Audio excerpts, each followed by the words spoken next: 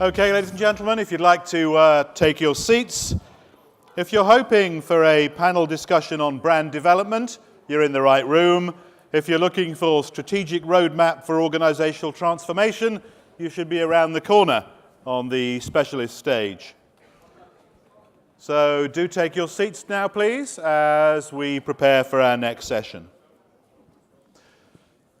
So this morning we heard a lot in some of our plenary presentations about the importance of having a global oversight of your brands and of realizing that markets are interconnected. It's no longer the case that a publication, a media brand in Spain won't be read in other territories, and equally there's no guarantee that the opportunities for the next decade are going to come from your home market. They could come from anywhere in the world. And we have a great panel to discuss precisely that with particular reference to web-native brands. So to introduce our panelists and to host this panel, please welcome the CEO of Upnexxt, Laurie Benson.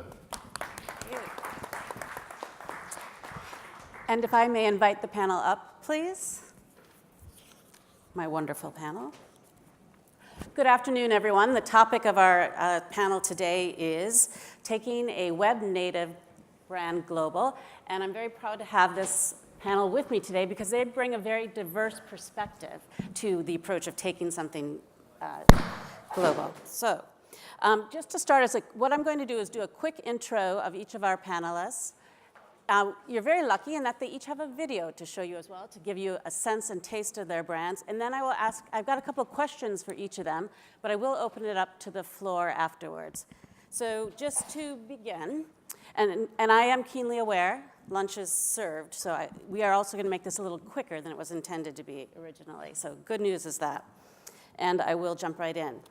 Okay, so very diverse panel today. We have Julian Childs on my right. Julian is the Managing Director of Business Insider for the UK and EMEA, and he will be flying the flag for a digital native brand expanding internationally. We also have Jovan who is the Group Director, Digital Publisher for Ringier, Axel Springer's Central European operations. He previously was mostly focused on publishing others' content as a licensee, but he's now changed his focus and has a digital native brand, and he's now going to be a licensor, so that he should share a very interesting perspective with us. And last but not least, on the end here, we have Sam Baker. Sam is the founder of The Pool. It's a Webby Award-winning women's site, and I challenge you all to say that 3 times. But The Pool is quite interesting because she's taken a different approach to launching a digital brand. Historically, most of the people in this room have come from traditional publishing, launching digital brands. She's taken more of a television approach, and I'm really interested to hear her tell us about that today. So, Julian, you're up first. Before I ask and speak to Julian, if we could play Julian's video, Business Insider, please.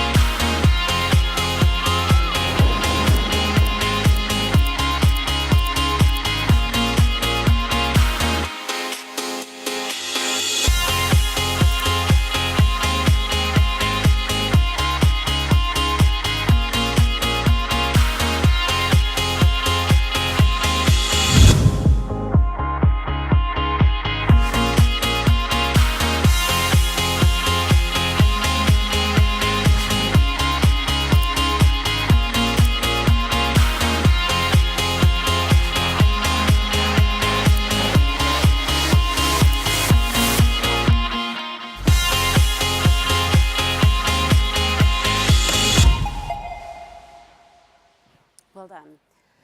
Business Insider, Julian, Business Insider is truly one of the success stories we've had recently. It launched in 2014. You are now up to 7 million uniques in the UK and 23 million across Europe. How did you do that? And probably more importantly, what would you do differently if you knew what you knew now then? Okay, let me take how we did it first, which is the simpler part. I think we've been actually a 10-year-old brand out of the US, so a great example of a global brand, discovering in today's globalized internet world that we actually have a lot of content that a lot of people around the world are interested in. And so Business Insider is 10 years old, and as we went through our first 6 or 7 years, that global audience grew. I wouldn't say necessarily we intended that to happen. So we discovered it and discovered that the interest was high, and so then we started to analyze that data more and figure out what we wanted to do with an international strategy. And so we launched, as you said, UK 3 years ago, coming up 3 years ago. We're now about 7 million uniques. And more interestingly, in the last 2 years, we've launched 7 editions across Europe and in 6 different languages, and we're already in that year 23 million unique users that we didn't have previous to that. So, which is incredible when you think about it. I think the main reason for that is we're living in a modern digital world where it's actually easier than ever to build and grow audience.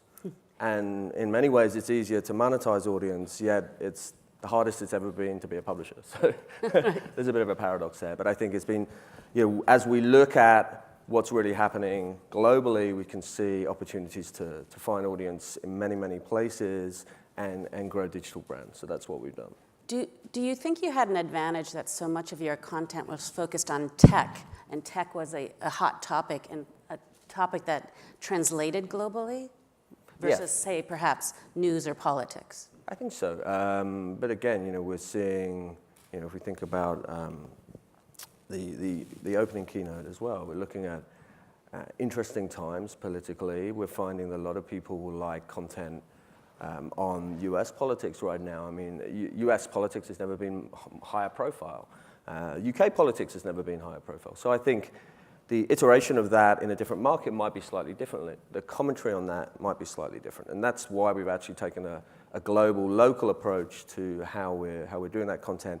Tech might be more universal, but I think when we look at politics, business, other areas, leaders across those markets are interested in what's happening globally, not just in the local market, but they want local commentary as well. And so I think where we've gone local language, and that's been our strategy, we're seeing great examples of content that works well globally, that also might have a local iteration on, or content that we wouldn't have done previously that works really well globally, locally that goes out globally. And so I think we're trying to live in both those worlds. Great. Let's go to you, Jovan. So, Jovan, NOIZZ is a brand most of us haven't heard of yet. So, if you could just give us a setup to your video, please, and what we're going to see. Well, first of all, having in mind that NOIZZ is a brand that most of you haven't heard of, I really appreciate the fact that I'm here today, and I have an opportunity to talk about it today. NOIZZ, I mean, we believe that NOIZZ is a bit more than just a content offering or content brand. We have developed NOIZZ as a, we tend to call it symbol of modern, urban, trendy, and always connected generation. What does that mean? We are really trying to create a symbol of belonging. This generation is a very attractive one. I mean, this generation and the brands who managed to really communicate well with this generation made a huge success in all of the markets across Europe. Take, for example, Adidas. Their global market positioning is now huge. And the fact why they are so successful and significantly now challenging brands like Nike are actually laying behind the fact that they managed to really communicate well with that audience. They changed their marketing strategy. They were going for this narrower audience, which was highly attractive, and they managed on that path. And there are several other brands that managed to do the same. Red Bull is one of them.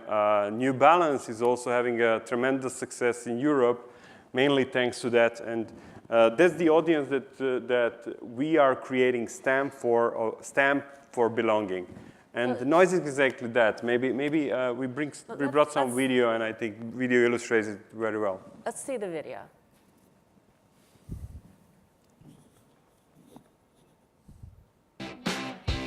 Young people are amazing. They're cool, they're creative, they're active.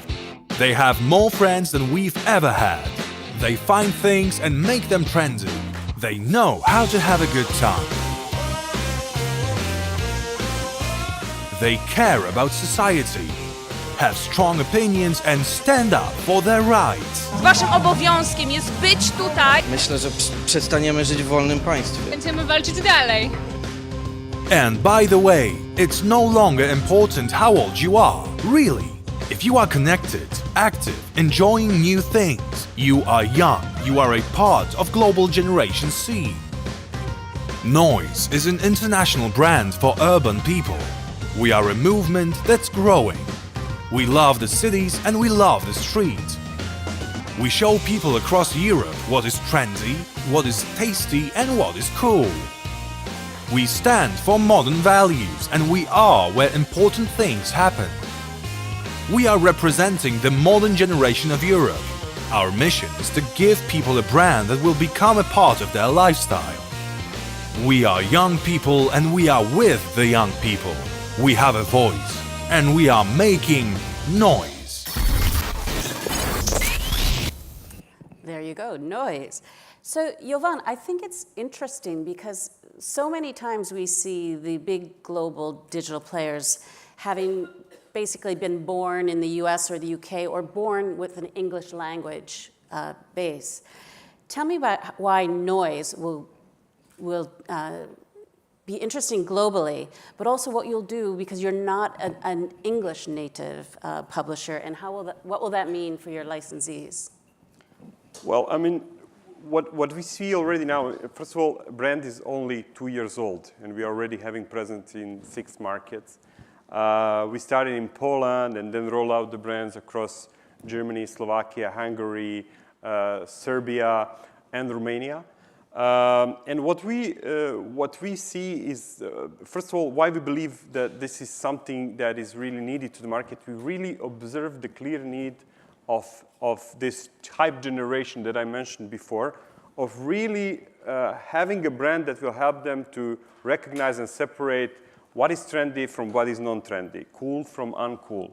And like the perception in social media is actually what matters as one of the most important currencies for these people. And having a lakmus paper to tell you or to tell them what is actually good to be shared, because sharing is what these people do on a daily basis, is becoming extremely important. And NOIZZ is a brand that is helping them in really making the difference and recognizing the difference. I mean, besides that, I think what is very important is, I mean, and the time of releases talks for that. I mean, we have really developed a platform that is really like taking all the care from all of our partners, so they get the like plug-and-play solution. We also insist on producing videos that are rather borderless, and all our productions are making a lot of success in each of the markets where they are presented. We speak about social videos, and those videos are easily transferable from market to market. We even made trials with several of our videos in the languages where we don't have our presence, like Spanish language, and had tens of millions of video views on the videos that were produced in Slovakia or in Germany or in Poland. And finally, I believe that we have discovered a model that is not advertising driven only, and model that proves to be working. And I believe that is very, very important, yeah. Thank you. I want to go on to Sam. So Sam, you are a journalist, you're an editor. You work for some of the UK's biggest magazines, 17, Cosmopolitan, and Red, if I'm correct. And you launched Pool. And Pool is different because you didn't take a publisher's hat when you launched Pool. I'd like to hear a little bit about it, but before we do, we're going to play her video. Overwhelmed by the noise online? Step into the Pool, an alternative digital platform. From me, Lauren Laverne, and Sam Baker. Original content for women too busy to browse. Broadcast to you at key times in your day and night. You'll find everything with regular content drops from people and politics, to film, fashion, food and books. Brought to you by award-winning contributors to cut through the noise. Beauty advice from Frankie Graddon. The latest news from Lynn Enright. Honest fashion from Stacey Dogood. And regular blogs from Sally Hughes, Laura Craig, Sasha Wilkins and Viv Groskop. Search by how long you've got, or stick it in the scrapbook for later. A multimedia platform that listens and responds. Music. Video. Women are the funny people now. Like, if I was a funny man, I'd be very, very worried. I feel like I've come full circle. That was a surprising ending to the book. Podcasts. Dear Viv, I love my very young kids, but I can't spend every day with them. Unique brand partnerships mean content is always free. We call all of this appointment digital for women who are too busy to browse. Women just like you. Stay in the loop. Join the pool. Great. So that's so interesting because it's as though almost you're being a broadcaster, but you're doing it in a digital world where time is always moving, I guess. Tell us what your thinking was in taking this model and how it actually works. Well, first of all, we firmly believe that Welsh magazine sales were not, to put too fine a point on it, going off a cliff. We firmly believed that the appetite for great content was still there. What was changing was how, where, and when people wanted to consume that content. So to really put it in a nutshell, we set out to take the best of what magazines did, so creating that intimate relationship. The best of broadcast, if you think about the way radio works, is it works for an audience of one. So the most habit-forming medium, if you like, is radio. So we built it on a radio schedule, and then we brought in an e-commerce mentality and put it on mobile. That's it, and fundamentally. So what we were doing was setting out to create a habit. But you almost schedule it or program the day, like television would have morning programming, afternoon programming, evening programming? Yeah, absolutely. So we spoke to hundreds of women about how they felt about the internet, and excuse me, and all of them said they felt completely overwhelmed by the noise. I mean, people are putting out 750,000 pieces of content a year. So we put out 20 a day, and we schedule those pieces of content according to where and when and how they're going to consume it. So news in the morning, shopping at lunchtime. I mean, our desktop audience at lunchtime, massive shoppers, spend a fortune. The news audience tends to come through social, and then the evening is more of a kind of a sofa. We've put the kids to bed, just going to sit down and look at the pool. So the content varies from day to day and from times throughout the day, and that's what the habit forming was about, because we wanted to be part of that. Think about what you do when you get up, when you wake up. Turn off your alarm. For me, when we were building this, check Twitter, check email, turn on the Today programme. We wanted to put the pool in that space, and we didn't have loads of money for advertising, so we had to do that by building habit and word of mouth. On that note, because when we spoke earlier, I was fascinated by that, because you said to me that you considered your most important distribution model to be word of mouth, and you didn't necessarily mean social media by that. Can you talk about that for the audience a bit? Well, we couldn't have launched the pool without social media. I mean, as you can see from that video is quite old and slightly makes me cringe now. But we had our own social media following and the following of our contributors, which reached about 1.5 million, predominantly British. So we had to use that, and we grew to about 250,000 monthly uniques in a couple of months organically, and now we're at 1 million monthly uniques. So we did that by harnessing kind of what we called super users, and those were amongst the 5,000 people who had signed up for the pool before launch to kind of spread that word. So it's basically taking micro-influencers and rolling that out. So interesting because you're now just embarking on global expansion, thinking about the model of, do I license my brand? Do I go into market myself? And taking a look at those options. Let's talk about social a minute, because as you said, you didn't think you could have built the brand on social. Julian, when you and I spoke earlier too, you were really vocal on the idea that social is the reason you can go global quickly now. Yeah, I mean, I think, the opportunity within social isn't confined, right?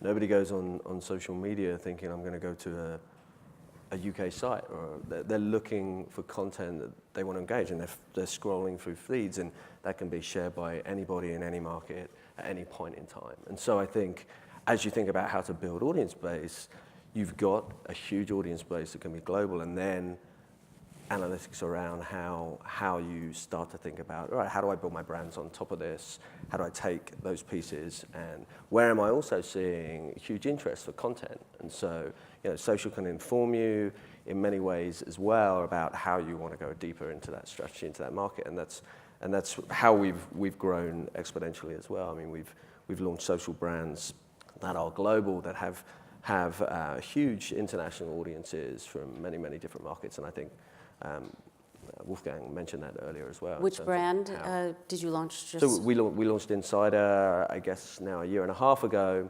It's doing a couple of billion video views a month now, so it's significant, but the audience is global. People want to watch great inspirational video, and as you start to think about, it comes back to marketing and your audience and understanding your audience, and I think something that both the other panelists are doing is really thinking about what does this audience want, and what's the UX, is the best way to deliver them content.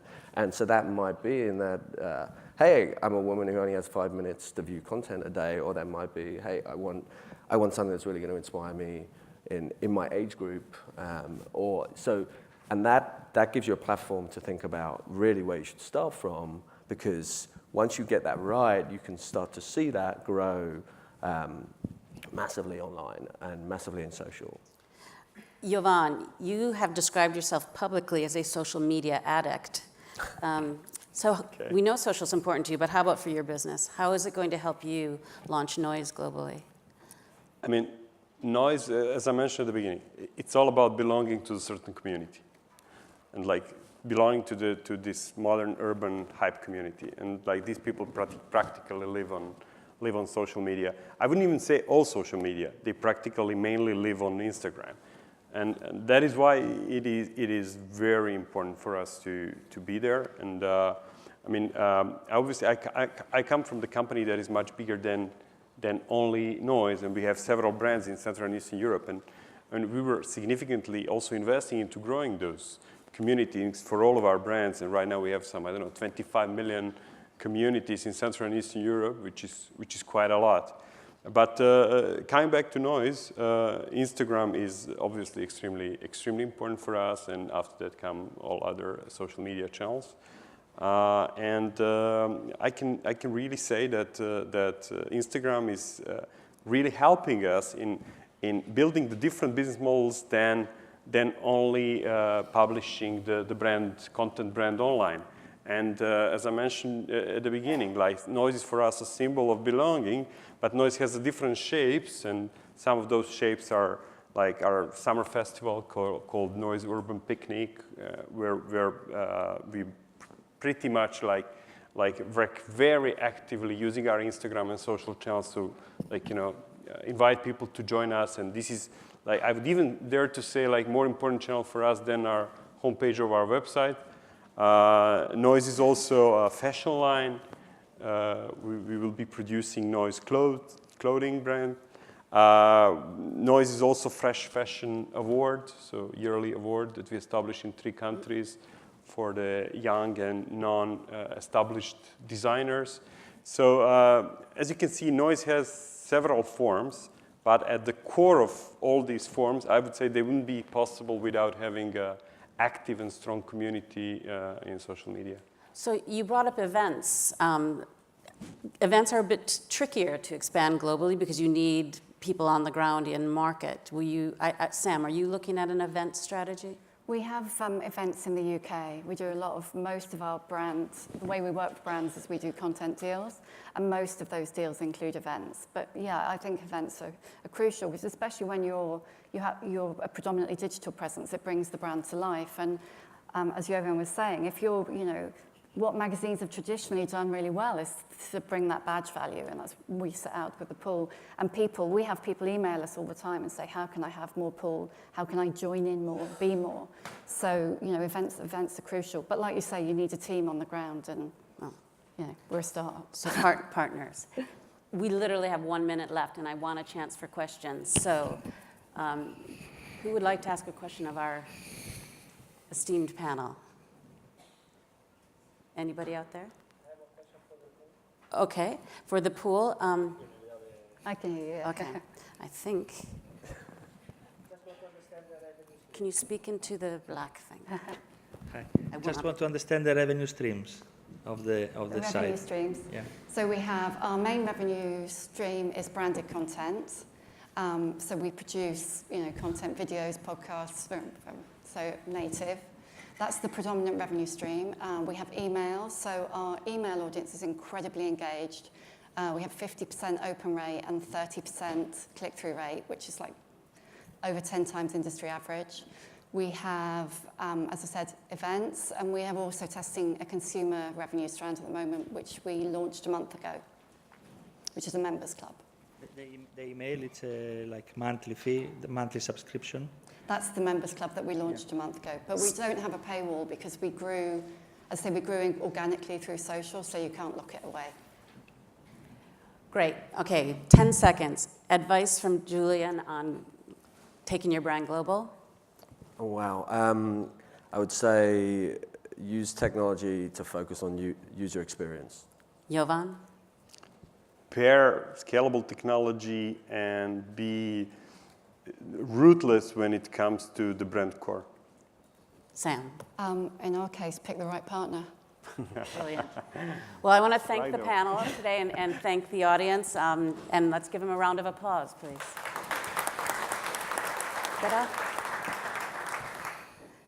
Thank you very much, Laurie and panel. And I'm delighted to say that thanks to Laurie's excellent timekeeping, we have caught up quite a bit of time. So we'll reconvene at 2:10. So 2:10 rather than 2:05, which means we've only lost 5 minutes of lunch. If you are going to lunch, please remember that press